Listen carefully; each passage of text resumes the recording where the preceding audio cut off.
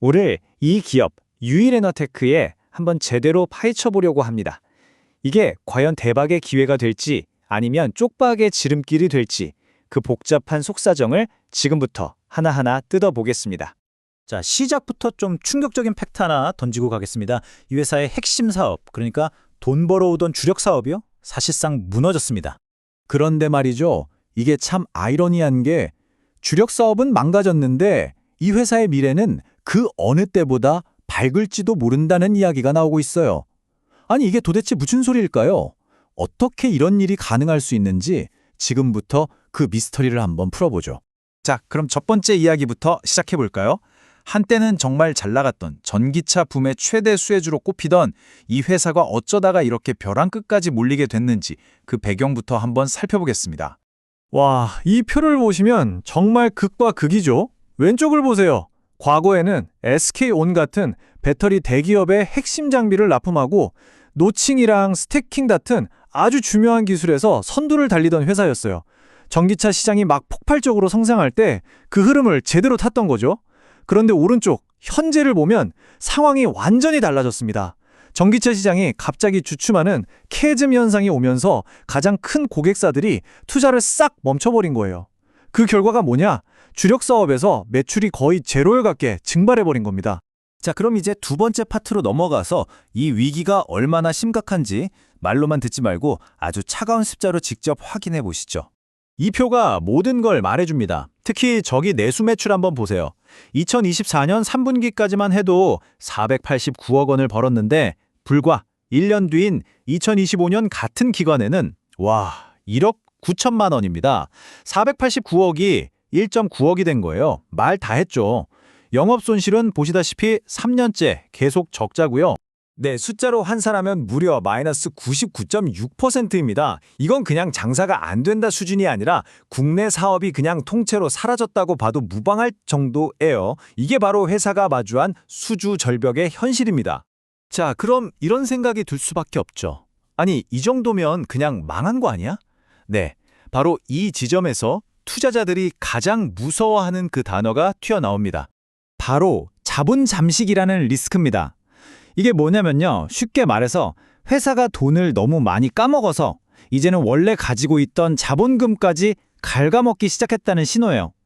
코스닥 시장에서는 이런 회사의 경고 깍지를 붙이는데 이게 심해지면 관리 종목이 되고 최악의 경우에는 시장에서 아예 퇴출, 즉 상장 폐지가 될 수도 있습니다. 유일에너테크가 바로 이 상장 폐지 직전까지 정말 아슬아슬한 외줄타기를 하고 있었던 거죠. 자, 그런데 이야기가 여기서부터 정말 재밌어집니다. 거의 끝났다고 생각했던 이 회사에 숨겨진 비장의 카드가 있었던 거죠. 바로 세 번째 이야기, 자회사 제영택입니다. 완전히 다른 산업에서 한 줄기 빛이 보이기 시작한 겁니다. 이 제영택이 왜 대단하냐면요. 그냥 그런저런 자회사가 아니에요. 첫째, 기술력이 독보적입니다. 버려지는 폐배터리에서 순도 높은 리튬을 85% 이상 뽑아내는 기술을 가졌어요. 이거 정말 대단한 거거든요. 둘째, 정부가 이 기술을 콕 집어서 이건 국가 핵심 기술이다 라고 인정을 해줬습니다. 그러면서 무려 161억 원이라는 지원금까지 약속했죠. 나라가 보증을 서준 셈이에요. 그리고 마지막으로 이걸로 끝나는 게 아니라 이미 생산 능력을 거의 6배나 늘릴 수 있는 새 공장을 짓고 2026년부터 본격적으로 돈을 벌 준비를 마쳤다는 겁니다. 어때요? 그림이 좀 달라 보이죠? 자, 하지만 너무 흥분하면 안 됩니다. 장밋빛 미래만 있는 건 아니거든요. 이제 네 번째 파트에서는 이 투자가 왜 그렇게 만만치 않은지, 우리가 반드시 짚고 넘어가야 할 리스크들을 냉정하게 한번 살펴보겠습니다. 이 문장이 지금 상황을 딱 한마디로 표현해주는 것 같아요. 미래는 유망하지만 현재는 재무적 지뢰밭이다. 네, 말 그대로 지뢰밭입니다. 투자자들은 이 지뢰를 밟지 않고 어떻게 이 밭을 건너갈 수 있을까요? 가장 큰 지뢰는 바로 오버행 이슈입니다. 오버행이 뭐냐면 쉽게 말해 잠재적 폭탄 같은 거예요. 주가가 조금만 오르려고 하면 나 이때다 싶어서 팔아야지 하고 대기하고 있는 물량이 어마어마하게 많다는 뜻입니다. 최근에 회사가 급한 불을 끄려고 돈을 빌리면서 새로 발행한 주식, 또 나중에 주식으로 바뀔 수 있는 채권 물량을 합치면 거의 3천만 주에 달해요. 이 물량들이 보이지 않는 벽처럼 주가 상승을 꽉 누르고 있는 거죠.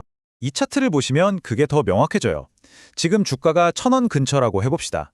근데 주가가 올라서 유상증자 발행가였던 1475원에 가까워지면 어떻게 될까요? 그때 돈 넣었던 사람들이 아이고 드디어 본전이다 하면서 팔려고 하겠죠. 또 전환사채 전환가인 1747원까지 가면 역시나 매물이 쏟아져 나올 가능성이 큽니다.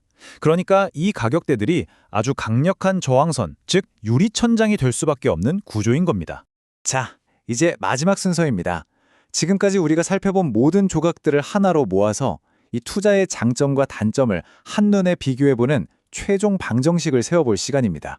정리하면 딱 이렇습니다. 장점, 즉 이 투자의 매력은 뭘까요? 재영택이라는 엄청난 잠재력을 가진 히든 카드가 있다는 거. 그리고 현재 주가는 바닥 수준이라는 점. 또 당장 망할지도 모른다는 급한 불은 껐다는 점이죠. 반면에 단점, 즉 리스크는 본업은 여전히 회생 불가능 수준으로 어렵다는 거. 상장 폐지라는 최악의 시나리오가 아직 완전히 사라진 건 아니라는 점. 그리고 아까 말씀드린 어마어마한 오버행 물량이 주가 회복의 발목을 계속 잡을 거라는 점입니다. 결국 마지막 질문은 우리에게 던져집니다. 재영택이라는 이 숨겨진 보물을 손에 넣기 위해서 지금 눈앞에 펼쳐진 이 지뢰밭을 기꺼이 건너갈 용기가 있는가? 바로 이 질문에 대한 여러분 각자의 답이 이 투자의 성패를 결정하게 될 겁니다.